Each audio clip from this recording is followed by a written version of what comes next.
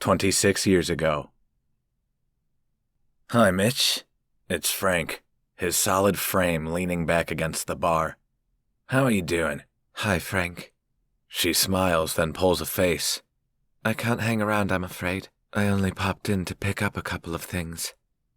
Angelo pops up from behind the bar, holding up a carrier bag, gold and green, with an expensive designer logo. This the one? That's right. I'll take it with me.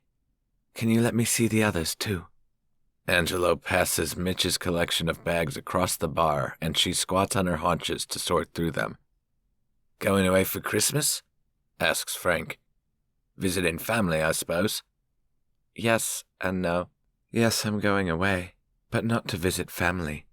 She smiles brightly up at him. Larry's taking me away somewhere. Oh. Hands in pockets, Frank rocks on his heels. Larry? He didn't mention anything to me. It all happened quite suddenly last night. He's picking me up this afternoon. Where are you going? No idea. He says it's a surprise. Frank rubs at a temple, then paints on a smile. Well, good luck, Mitch. Have a great Christmas. You're landing on your feet there. Mitch, holding up a silk blouse for inspection, pauses, looks at him. How do you mean? Well, he's rich, isn't he?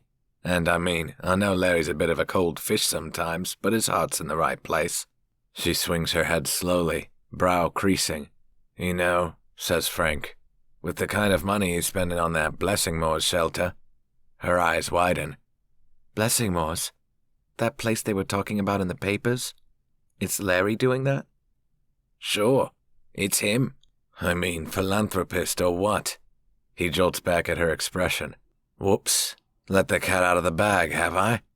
Mitch blinks hard. He never told me anything like that. He just said he's a traveling businessman. Frank purses his mouth. Likes to keep his life under a bushel, doesn't he? As for the traveling, I think he might be thinking of doing less of it. He's had me showing him apartments in the city recently, as though he's thinking of settling. Mitch just stares at him. He kisses her cheek.